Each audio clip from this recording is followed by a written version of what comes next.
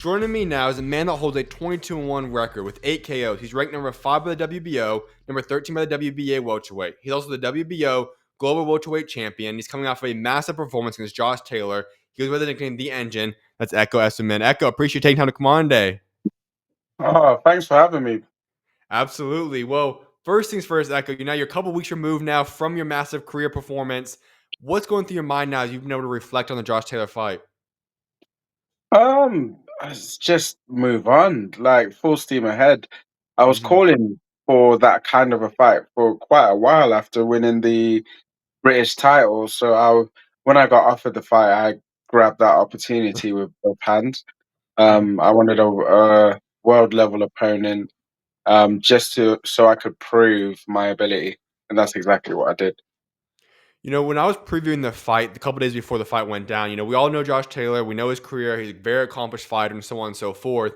And the biggest thing was about this is that obviously for people that know Ekow knows that you're not going to back down. You're going to keep going through 12 rounds. And that's the way you fight. You fought your entire career that way. And we saw that come to fruition. We saw the way you fought the entire fight. And that after about round 5, I'd say you were pretty much in the books for every single round. Really from round 3, I feel like you were in control. But from round 5 to round 12, you were in complete control. Was that the game plan you had going through that, like knowing that, okay, I know I'm going to be myself from round 1 to 12. I have to wait and kind of let it kind of sort itself out? Um, to a certain degree, I can start fast as well. As I said Right. in the build up for the press conference when Josh was mentioning if Hank has to come out, he has to come out, and I thought, well, that'll be a mistake for him because I didn't believe he'd be able to keep that pace for the whole fight. Hmm. Yeah, it was part of the game plan. Let him come out. We knew obviously he's come up from the weight below. Hmm. He's sharp. He's got a full bag of tricks. So the first few rounds, especially if he was trying to hurt me and whatnot, it was gonna be quite tasking on him. He wouldn't realize it, having Yeah. just moved up in weight, gained all that muscle, um, got fit, and he wouldn't have had to make weight the normal way he would have made weight. Yeah. When you actually have to go through a little bit of hardship to make weight. You wake up early, you'll sleep late, you'll go on those extra late night runs, you'll do that extra little bit hoping that the weight will come off. And it might seem like a curse at the time, but it's also a gift if you think about it, because you're doing a lot more than you normally would if you wouldn't have to. And Right. with him being saying that, yeah, he'd made the weight easy and this, that, the other, I was thinking, okay, that's cool, because Hmm. I'm still gonna be doing those extra bits. So when that oxygen debt hits you later on with all that new muscle that needs even more oxygen, you're gonna Hmm. feel it, and he did. I never thought about it that way, but I know so many boxers do talk about the psychological component even before the ring, and you kind of alluded to that right there. So when you talk about that, are you looking at the way your opponents, specifically you just talk about Josh Taylor, how they answer questions, how they're reacting during fight week? Does that kind of help put a play in how you're approaching your fights with him? Oh, you have to do it very carefully. You have to do your homework, diligence, Sure. uh, and then you can work out certain habits, what they're like during fight week, what, how to tell if they're bluffing, how to tell if they're serious. If they're someone who shoots from the hip, then you know what they say is exactly like they mean it. They like Sure. to play mind games. You know, you need to take things with a pinch of salt. I do my due diligence. Okay. Let's go back into the fight with Josh Taylor. At the end of round 3, you buzzed him. He went to the wrong corner. At that point, I looked at it and said, okay, that's a moment you hurt him. Did you see that when it first happened? And if so, what kind of flipped the switch in your mind to saying, okay, can I kind of gotta go attack him now heading to round 4? I didn't think much people realized that. I had a little laugh to myself. I think Okay.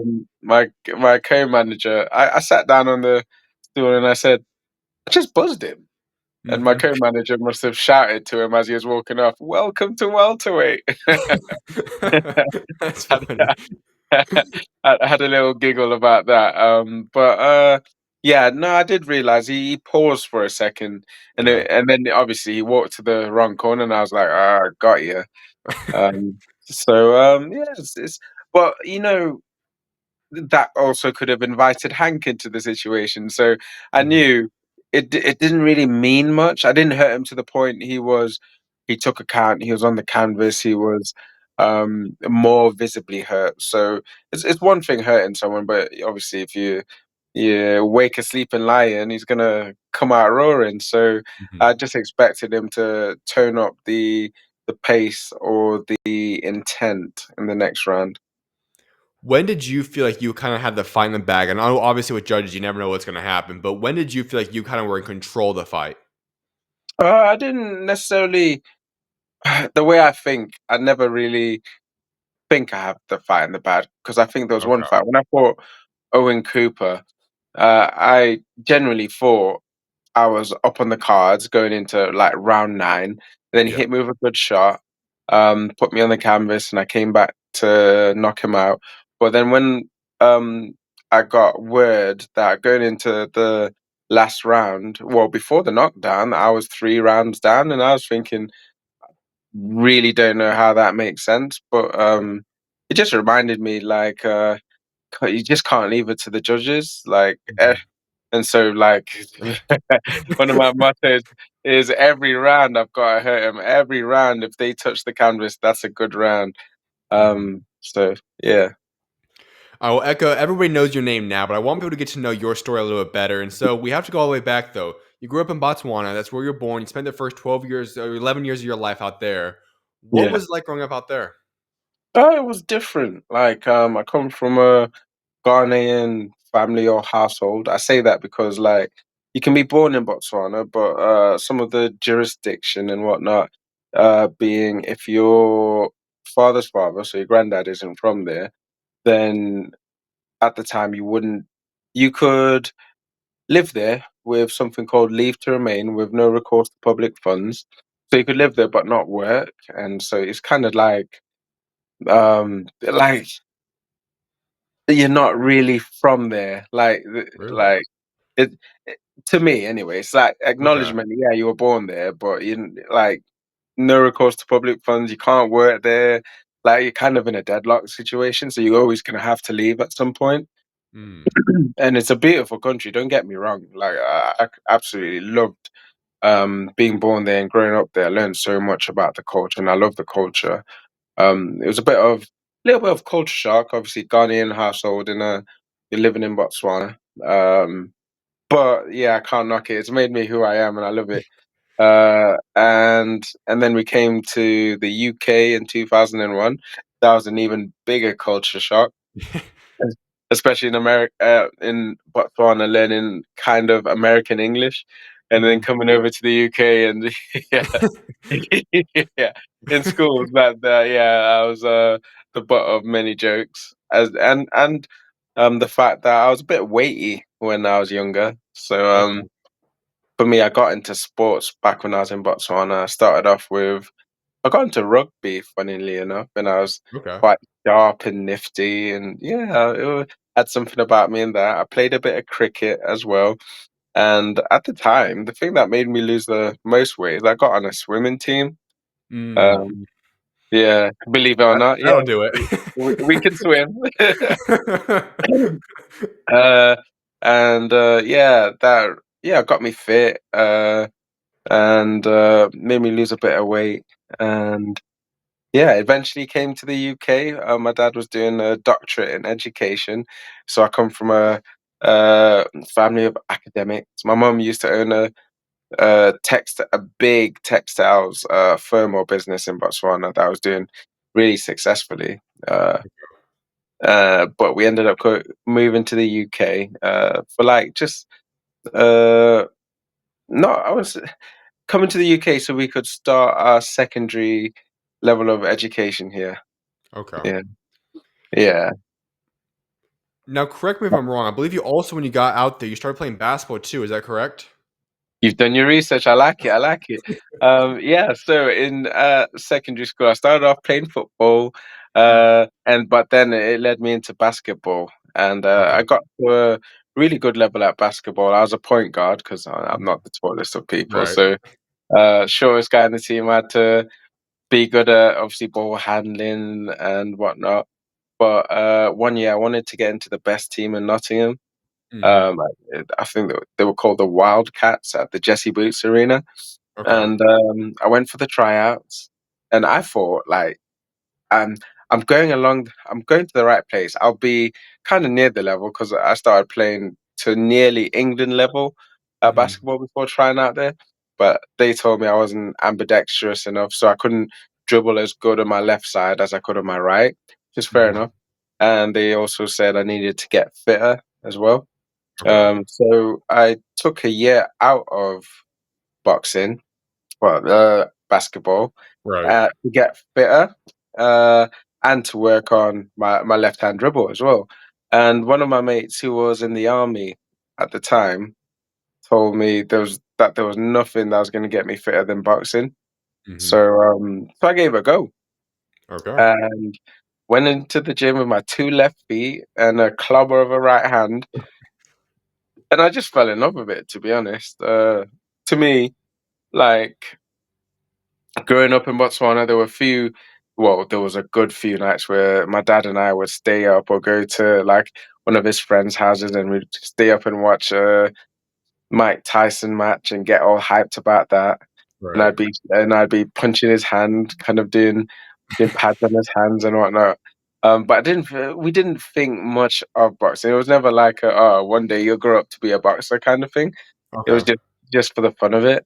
And I always used to think, oh, boxing is just whoever can hit the other guy the hardest first. So I was in for a rude awakening when I went into the boxing gym.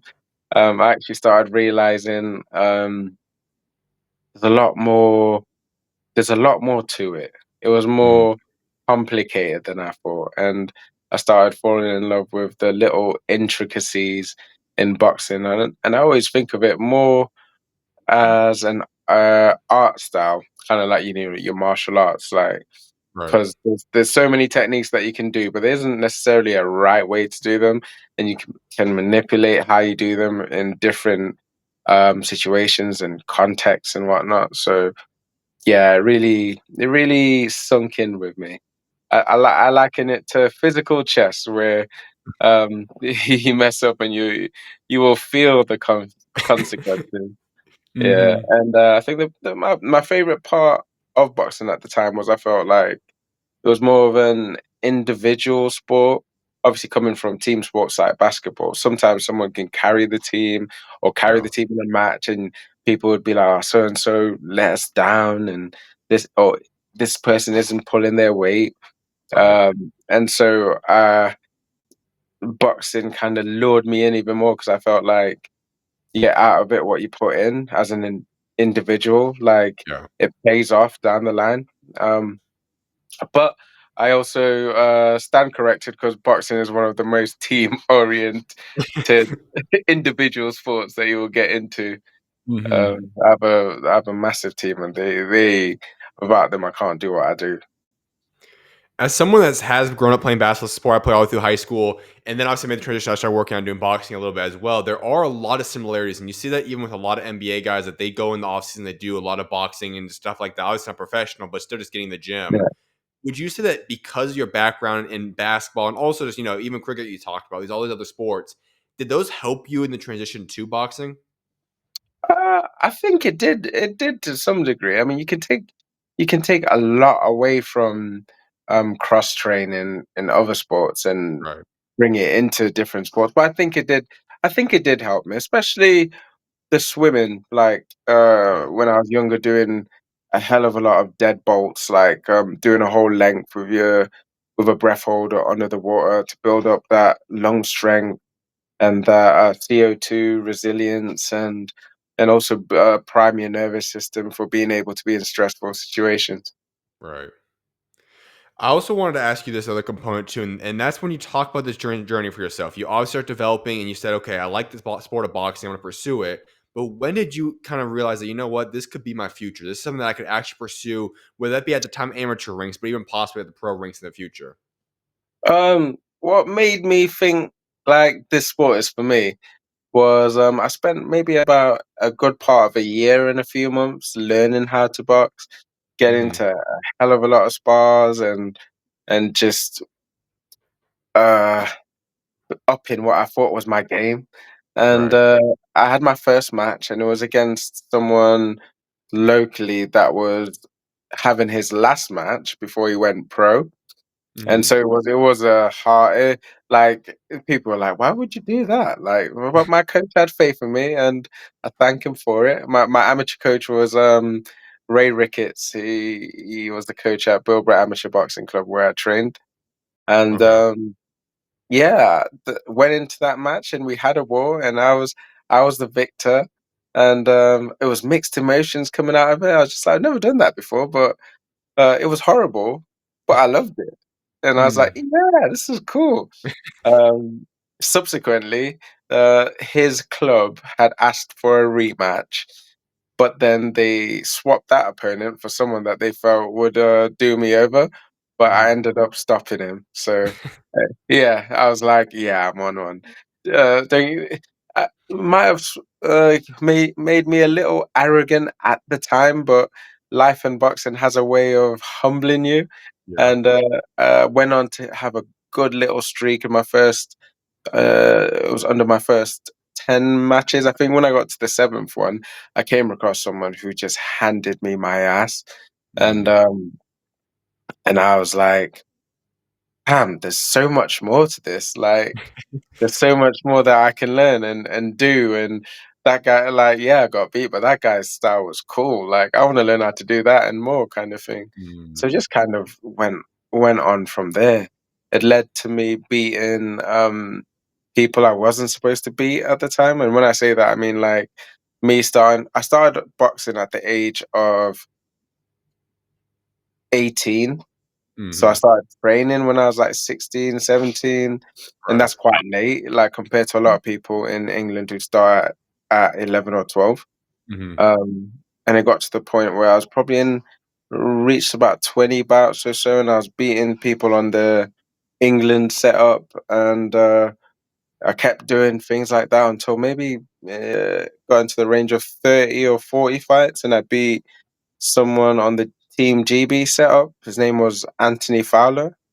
Okay. And that really rang a lot of alarm bells. People were calling me to get trials for England or Team GB, but I didn't get them that at that point. I spent years trying to win the ABAs, like getting to the quarterfinals, and then another year the semi-finals, and Mhm. then one year I got to the finals. I beat a lot of people. Once again, everyone said I wasn't supposed to beat, and got to the finals, and I lost in the finals, unfortunately. But that got me a Team GB trial, and Okay. I relished that opportunity. Took it with both hands. I was in my trial for about 6 months.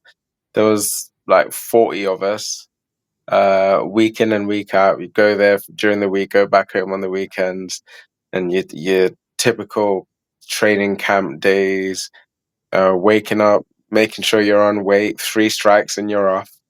Mm. Uh, your runs in the morning, but they weren't runs, they were races because everyone wants to prove their point and be the top dog in that. And Right. then we'd have like skill based stuff in the morning, be in the gym, pushing weights. Obviously, everyone wants to be a record breaker in that as well.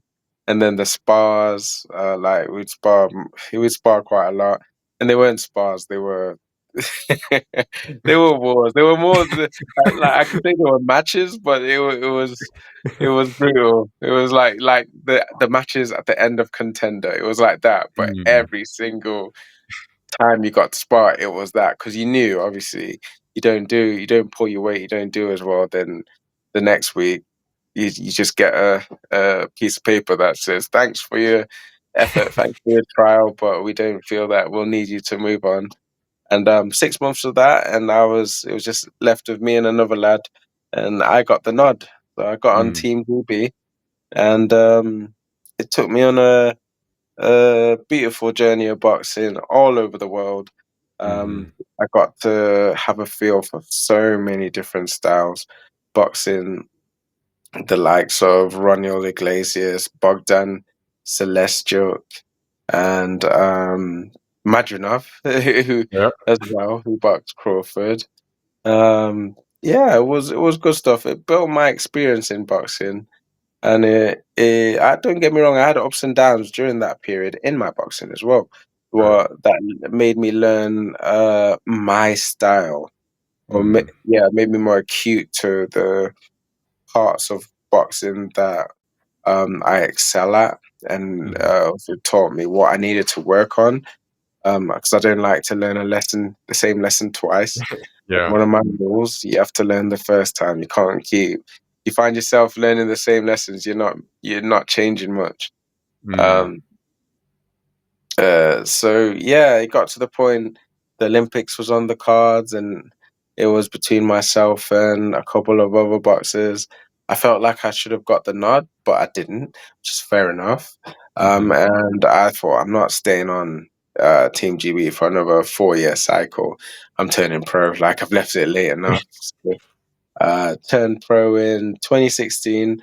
I turned pro with my now trainer who was it was like really he was my best friend more or Mhm. less at the time because like he was a professional boxer himself. I got introduced to him by Ray, and I used to and at his gym I'd gone there and I'd sparred someone and had my way with him. But then he said, "I'd like to spar you sometime." And when I sparred him, he absolutely, yeah, he pasted me, and I was just like, "I'm gonna learn from you." So I did. So I did. And yeah, I was training at my amateur gym, then training with him at his pro gym, and learning the tricks of the trade. And at one point, near the end of his career, he said, "I might get my training license, and I'd like to train you." And Mm. I thought, yeah, it's one thing saying it, but we'll see what happens. And then he did just that, and still remember it to this day. He said, I've got my license, and if you turn pro and I'm your trainer, I will make you a champion. Mm. And I thought, like I was on Team GB, I could have gone with there is a route for some boxers on Team GB where they could have somewhat of their pick when they leave. Obviously, if you go to the Olympics, that's just the case. But in Yeah. just being on the team, it gives you a bit of an advantage for that. Obviously, the Mm. recognition and whatnot. And I thought, my trainer Barrington Brown, he knew my style in and out. He knew me. He was the best choice, to be honest. Right. And so, unlike most of those boxes, I took a route that basically made me start without that kind of GB boost. Started right down ground level and boxing on home shows and whatnot, starting at the grassroots level. But I'm Right. so thankful for it because it also built me to what I am now. Um, Mhm. I know what it's like to be on them small hall shows and generate the money to pay for your opponent, pay into the pot, and then you don't know how much you're even gonna get and whatnot. So definitely built the hunger. Mm. And yeah, very hungry. And as a as an amateur, I don't feel like I peaked and got to the point I should have done. And I always promised myself, as a pro, I'm gonna excel, and that's what I'm gonna keep doing. Well, there's something, Echo, I really want to address that you brought up there, and one of them was the learning component. I feel like so often we see guys that when they reach a certain point in their careers, they get stagnant, and the reason they get stagnant is because they almost accept that, okay, I've done it all. I've become a world champion. I don't have to learn anything else. But obviously, they learn quite quickly that you always have to develop. No matter how good you are, there's more to grow. And you talk about that no matter what it is, sometimes it naturally just happens. You didn't even anticipate it happening, but you learn how to always grow at each stage, how to take bits and pieces from this person, that person. Has that always been your mentality, or how have you gotten to a place where you said, you know what, I want to make sure I'm always learning, and I always want to take a humble approach? I've always been a humble guy. Hmm. And at the times when I was growing up, where I might have been somewhat overconfident or overzealous with it, life found a way of humbling me. And I soon learned, like, obviously, being humble is a good way to go forward. I wouldn't say imposter syndrome, I'd say I was over humble to where I would uh, treat or keep myself I would go forward in a limited mindset. keep myself on the ground. But I Okay. think well came out of that because I realized like obviously if you keep going up that hill, you don't work as hard as you work to stay the same. Like Mm, so when you go to another level, yeah, it's all right. You've passed some of your limits before. You've got to reset what your limits are. You readjust. If you're good at something, don't be over humble to where you act like you're not. If you're good, own it and right. use it. Like be the best you can be, really.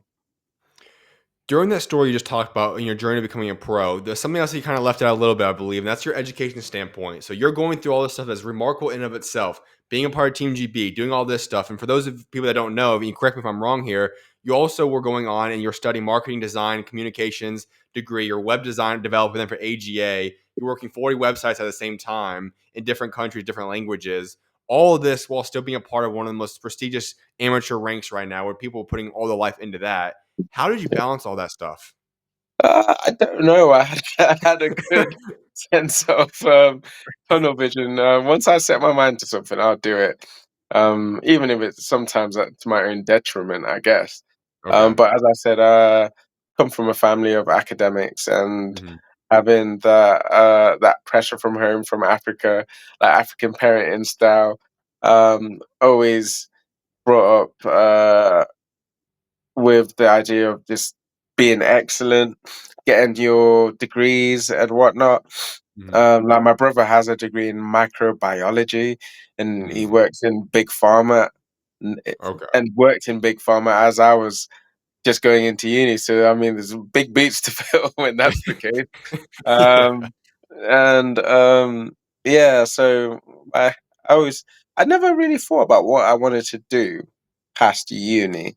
I was undecided at the time, but I knew I enjoyed marketing and Mhm. design, and basically I was a huge computer geek, and I liked being farty with it. So I Mhm. thought marketing, or well, marketing isn't exactly the arty part of it. It's probably more the advertising, but I learned Sure. that, and yeah, I did ICT, media studies, and business studies at college, and I have Mhm. a BA honors degree in marketing and communications as well. Um, After that, after I left uni, I got a job. It was actually posted up as a marketing assistant, but on the Mhm. job, I soon learned that it was actually a web developer Okay. spot, and I just learned on the job, and I really enjoyed it. Uh, being in techie myself, I just enjoyed it. Just took to it, Mhm. and it was whilst I was there that I got the offer to be on the podium squad on Team GB, Wow. and that's something that comes once in a lifetime. I was never turning that down. So I Mhm. juggled the two for a bit until I think Argo got sick of me having so many days off and working from home back then. Uh, Mhm. so yeah, just fully committed to the boxing then. Curious then, Echo, when you look at post boxing, obviously you still could have many more years left in the sport, but post boxing, is there something that you already have your mind on that you'd like to pursue? I have a business in interventions. Mhm. I do. Me and my business partner, who's a behavior mentor in Okay. schools and head of year or and whatnot. Um, we made a business in behavioral mentorship in the form of interventions in schools. So we'd Okay. go to secondary schools, or I think it would be high schools for you. I'm not Yeah, sure if yeah, it's high school, yep. yeah, and we'd ask them for the 20 worst behaved pupils, Mm. and we'd have an 8 week camp per se, or intervention where we do mentoring and boxing with them. They get Mm. they learn how to box whilst we mentor them with our copywritten kind of booklet, and we Okay. had a test done on us, or a case study, and it proved that we normally turn around on average 80% of the students that we work with. So Wow. we just ran with it. Want to get it to the point my business partner doesn't have to keep working in the secondary schools he's working in, and we can just work on that. But obviously, Mhm. doing that whilst I'm boxing, I can't commit as much time to it. But it's a good, definitely starting ground for something after boxing, as Right. well as a few other projects that I have going on. That's an incredible idea you guys came up with. So I have to ask then, how did you guys come up with that idea? Because that's something that I don't think too many people just think of one day and say, okay, I want to go do this. So what's the story behind that? What gave you guys the idea, the passion to go pursue that? Whilst I was on Team GB, my mum was teaching at his secondary school. She had Mm, sold her textiles business and come over to the UK as well, and she was teaching textiles at secondary schools. And he was someone that worked alongside her, okay. and he had asked if I could come to the school and do some boxing lessons for some of the kids. Hmm. And yeah, so I did that. And in some of the boxing lessons, I'd be talking to the kids about their everyday life and just advising them. And he said he noticed I was really good at kind of pointing them in the right direction, and Hmm. him being a behavior mentor. So one day he just said, should we think about actually doing something with that? Could we make a little business out of it?" And yeah, we kind of parked it for a bit, but then I think it was during lockdown. He said, "You know what? I think we should actually just commit to it," and we did. Hmm. So coming out of lockdown, we just got the ball rolling, and here we are. All right, Echo, so let's go back into your career now. You turned pro about 27 years old. If I were to know you at that point in time, and I would have said, Echo, you're going to be 22 and 1 one day with 8 KOs, top five ranked in organizing body, a guy that could possibly be fighting for world championship in the near future, what would your reaction have been? I would have said I'm doing exactly what I've set out to do. Okay. And I don't mean that from an arrogant space or uh, point of view or a point in mind, Sure. because like I've always told people my aspirations, but I always tell people, look, I know it's one thing saying it, but I'm gonna prove it, and I Mm, know uh, it's a hard ask, but I'm willing to do the work. So there we go. I'm just uh, every time I go to a match, I know I have the potential. I know I have the win, but I know I also know I need to go collect it. So that's what I do. when you made that first decision, you said, you know what, as a pro, I'm not going to go take one of the high managing or whatever. I'm going to go down the different routes you talked about, obviously, with your friend. When you did that and you had to go be a part of the small host shows, you had to go be a part of these different small events. How much did that help you grow from whether that be as a person, inside or outside the ring? Like, how much did that develop you as a person? Uh, Boxing has a way of making you find out exactly who you are. Hmm. Be it the struggles in the ring, finding out what your limits are, how you react to them, and the struggle and just life outside the ring. It'll Right. it'll definitely show you different points of that, and also remembering like boxing is a business. It's a business. It's not a sport. That's one Hmm. thing I can learn very fast. And when you think about it that way, you don't take a lot of things as personally as you Right. would if it was the other way around. As for your career, then I want to jump to 2021. You beat Chris Jenkins. You win the and Commonwealth titles. What was that like? That was that was amazing. I must Hmm. say that was amazing. Let me just switch my light on. I can see the sunset, so it's gonna Okay, sounds good. it's gonna incrementally get darker in here. No worries.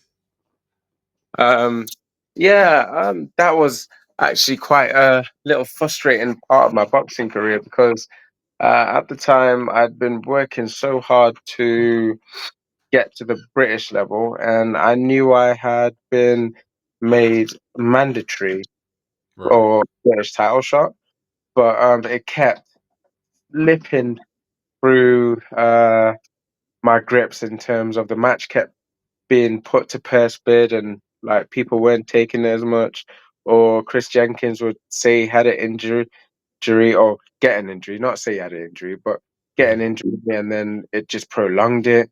And it Right. went on for about I think a year and a couple months.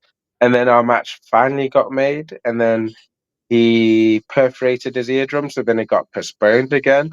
And Mhm. it was at that point that I met my now sports psychologist, Lee Johnson, Sports Mode.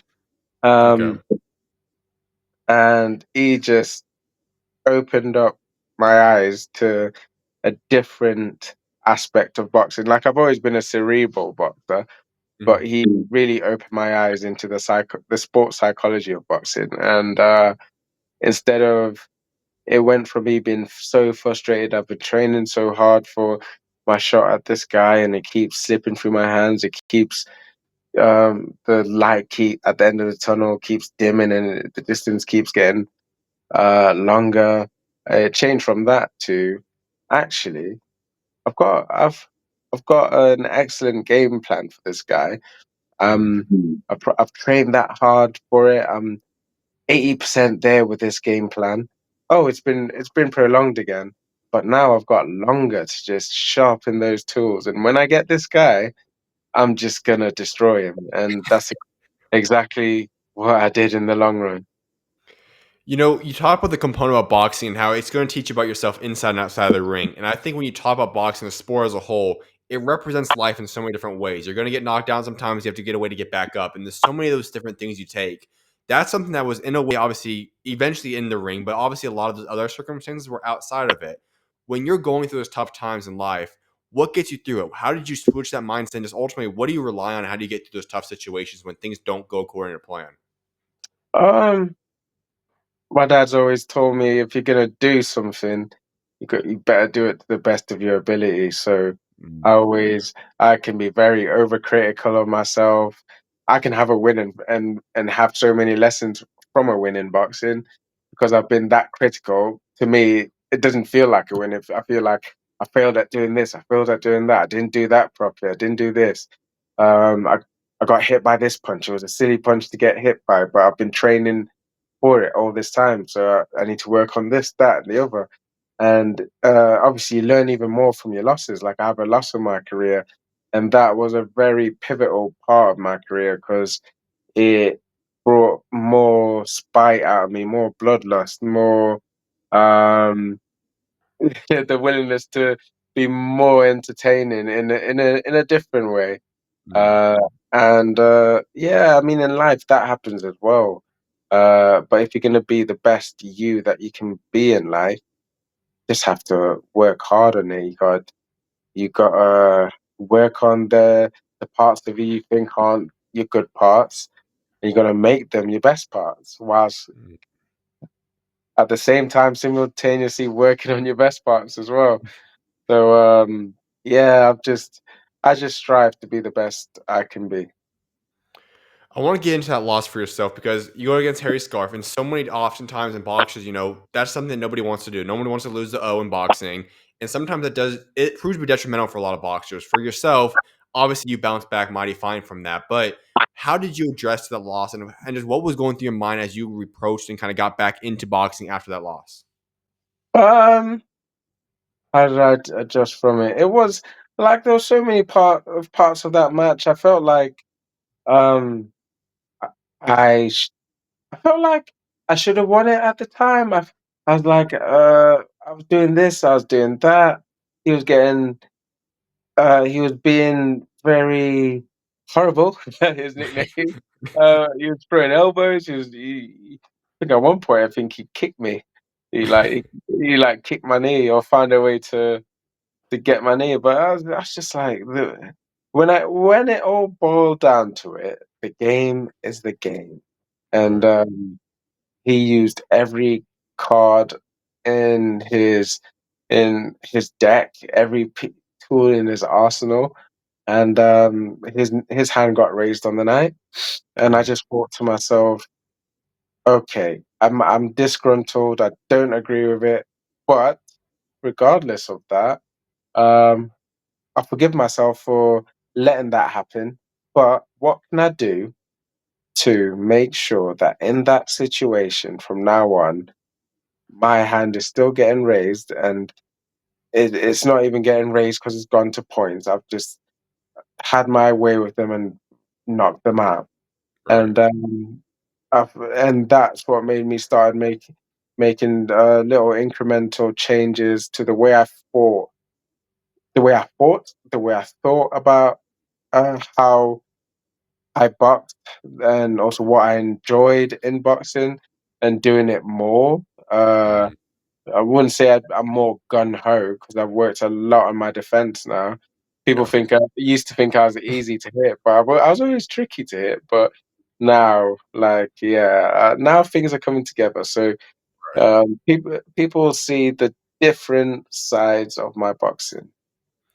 Has it ever crossed your mind, or do you still even want to get a rematch against Harry Scarf and possibly rerun that fight back? I mean, everyone wants to avenge their own, but at the Yeah, same time, he has to be relevant enough to make it make sense. agreed. Like, there's no point just going back for going back's sake. Like, if I've worked so hard on climbing up this hill, I'm not going to go down to, like, in Africa. Mhm. There's a parable that says when you're going on a long journey, you don't chase every dog that barks at you. Mhm. If you've gone all the way down the street and you hear a dog barking at you all the way back up, you're not gonna run back for the sake of running back. You keep going on your Yeah. journey. So, um, not calling him a dog or anything, Yeah. but he's irrelevant to me in that respect unless he is in my way. Absolutely. Your nickname is the Engine. I don't think you could have picked a better name for yourself, but I wanted the backstory. How did you get that nickname? Whilst I was on Team GB, uh, the coaches always used to say, you don't start as fast as we want you to. But my goodness, the end of the match, it's like you just keep getting stronger and fitter Yeah. and faster. They're like, "You've got a Rolls Royce engine," and so it kind of came from that. Okay. Before that, my amateur coach used to call me Little Arms because I had big arms. Mhm. But yeah, I think with how I used to box as an amateur, I used to box out of the Philly shell, uh, Okay. quite stylistic, slick, and whatnot. Uh, yeah, I would have thought I would have got a different name, but you go with people chose the name, so nowadays I just live up to the hype. As that ability of yourself to kind of like I said, we talked about in the very beginning, but you're someone that we know that you're going to be going still strong to the 12th round. That's always been something you're going to keep going after, guy. And you have that remarkable engine about yourself. Has that just always been who you are as a person? Did it take time to develop that? Or when did that engine personality, that type of ability of yourself come to fruition? Uh, through boxing, to be honest. Okay. All us boxers have a bit of a screw loose, so maybe I'm just a little bit psycho, and then happy about it. But for me, the match doesn't begin when you're fresh. For me, the match begins when you're in the heat of the battle and things are Mhm. getting a little bit hard, and that's where I just really excel, and I'm at home. I'm like, yes, okay, we're here. You started Mhm. off nice and sharp and fresh, but now you've just slowed down that little bit. I've got your timing locked in. Mhm. I've got a good sense for your speed. You've tried to hit me with your hardest shot. I now know what to expect from your shots, and I'm just gonna take you to deep waters and drown you. I asked you the question a little bit ago as if when you were really young, but after that loss to Harry Scarf, if I were to tell you that, in just about a couple years now, you're gonna be back in the position you are at today, would that have shocked you? Or what would your reaction been to that a couple years ago after your first loss? After my first loss, I knew I had to make pivotal changes. And as people say, they always say after your first loss, it can change you and whatnot. And I was stubborn to think there's no way in hell I'm gonna let this um change my trajectory and make me just go downhill from here. Like, I'm gonna come back stronger. And so if someone had told me you'll come back stronger, I still would have, just like anyone else, I would have thought, oh, but how? What have I got to do? But Mhm. I just went away. I think I'd fought like in November for that match, and Yeah. pray I was back in the gym probably 3 or 4 weeks later, sometimes by myself, going in late because I have my own key and it's getting the work in, thinking I need to change this, I need to change that. I made little diary videos to myself, like just setting out my intentions, and I'd watch them every day, and yeah, did what I told myself I was gonna do. And the total timeline there, I believe, was 8 months off you took between that one, the Owen Cooper fight, then when you came back as Owen Cooper and Ben Vaughn. Was that 8 months pivotal for yourself in terms of rebuilding confidence and also making a lot of changes for yourself? Um, I wasn't really rebuilding confidence. It was more of setting things right that I should have set right, Hmm. or making the changes that I knew I needed to make, but maybe dragging my feet with them. Okay. So in a sense, you can say I came back with a chip on my shoulder, but it wasn't really a chip. It was just like, okay, you messed up now. Like, pull your socks up, get the job done. Right. All right, so now we're back in the present time, and I know we start off this interview talking about the Josh Taylor fight, but I have an interesting question that when things were being promoted for that fight, it was being promoted as a fight as almost a last chance for each guy in the fight there. Obviously, the winner would progress and possibly be a world title shot. The loser could possibly move on from boxing since both you guys are obviously upper in age in 30s. Was that in your mind at all? Like, if you were to lose the fight to Josh Taylor, was possibly retiring on the plate for yourself, or was that something that just kind of being promoted there? It was just being promoted there. Hmm. I think, yeah, I think. To be honest, we were both signed with Queensbury. He had come up from the weight below. I think they had told him he needed to prove himself at this weight. Not that he Right. wasn't proven. And I'd been asking for the chances, so in a sense, I had to prove myself that I was uh, as good as the opportunities I was asking for. So Hmm. in that sense, it was a must-win for both of us. I don't think he'll retire. Um, I think he could be a tremendous welterweight. It's just uh, I thought at the time that picking me as a first fight was just not a smart move. Yeah. As for yourself, let's look at the future. Number five right now in the WBO. Obviously, we know there's going to be a fight coming up next week on Thursday. 1 week from today, I guess now, will be between Jen Psaki, Brian Norman. That's the WBO line right there for yourself. And people rumored it. You could go after the winner. Is that what you want? Is that the fight you're proceeding that you really want to set your eyes on the winner of that fight? Yeah, I'd love to get the winner of that fight. And yeah, I will be pursuing the winner of that fight. It makes the most sense. Yeah.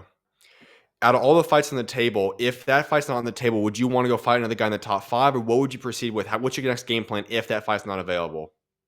Um, if that fight's not available, yeah, it would have to be people ranked above me. The only moves are forward moves. Mhm. And obviously Ennis in the IBF. I might be ranked in the IBF soon, or Okay. high in the IBF soon.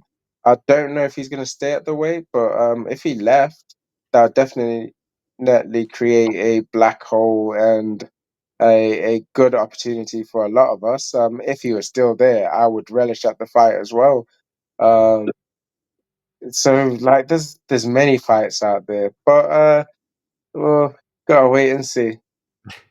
All right, so I do want to ask you about a couple different guys now in the weight class. Obviously, I want to ask your prediction. First and foremost, we just talked about Brian Norman, Jinson Saki, taking place 1 week from today. Who do you have winning that fight?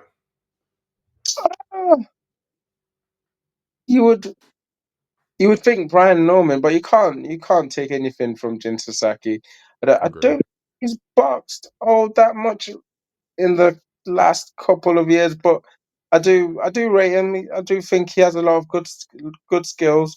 Brian Norman too. Hmm. Wide bladed base, um, power in the way he fights and whatnot. Um, it would be a good match to watch. Another one is a domestic fight. Lewis Crocker, Patty Donovan. Obviously, it's going to be a highly anticipated rematch. I think it's going to happen in the fall time. It sounds like it's going to happen in. But who do you have winning the rematch? I thought Paddy. I wouldn't have minded if Paddy got the first one. Hmm. Uh, Normally, people say rematches are just start from round 13. So I would say Paddy. However, Crocker could have learned from the last match and done Fair the enough. work he needed to do. So as much as I think Paddy, I'm leaning more towards Paddy. Crocker could pull it off. Then there's another one that's a little bit controversial. It's going to be happening in July. Manny Pacquiao's coming back, fighting Mario Barrios. As first of all, I want to know your thoughts on that. Is that the fight you think should have been made? Should Manny Pacquiao be coming back in the world title shot right away, or what's your thoughts on that happening? And then who do you have winning that fight? Uh Obviously much respect to Manny, like yeah, legend in the game, all that. Right. But back straight into title fight, I don't know. I don't know about that one. Obviously it's off the merit. Mhm. Um, but I don't know. Like, yeah, I don't know. In terms of who I think will win that one, how much has Manny got left, man? I know. Yeah, that's my thing.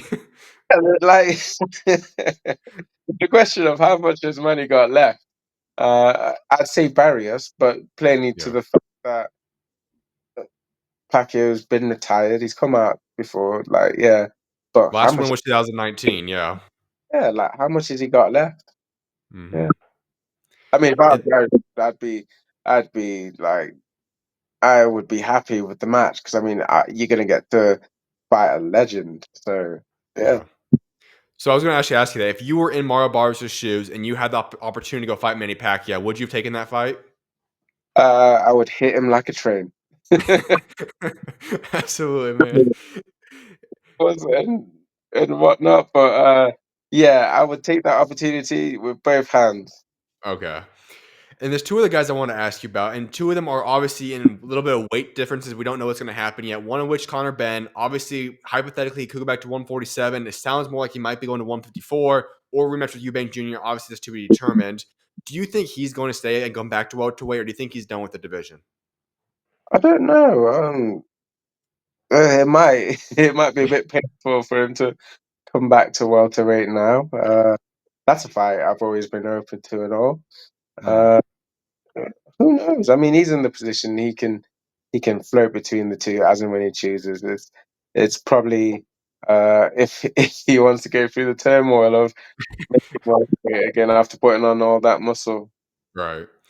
And the other guys you already talked about, Boots Ennis. Obviously, the rumors are kind of if he doesn't get the unification, he probably wants to move up to 154. And with all the unifications kind of not on the table right now, it seems like that might be the route he takes. Do you think he stays at 147 or is 154 where you think he's going to end up? From what I know, he's hinted moving up for a while. Yeah. Uh, it'll probably be a question of uh, only he can answer, or he won't. Well, he wouldn't if this was the case. But just how painful it is for him to make the weight. If he says there's the need to make the weight, and only he can actually know, then that'll Right. probably be better as to when the right time to move up for him is. All right, so a couple questions before I let you go, Echo. One of which is you look at some of these guys we just talked about. Also, you have new names in the mix. Obviously, Teofimo Lopez might be coming up. Haney, Garcia, both are up now. Other things are being moved. A lot of moving pieces right now welterweight. But if you could pick, let's say your top three opportunities to go fight next, whether that be obviously the championship with Boot or with Boots, or possibly, or the winner Sasaki Norman, whatever it is, who would be your top three opportunities to go out there and fight next?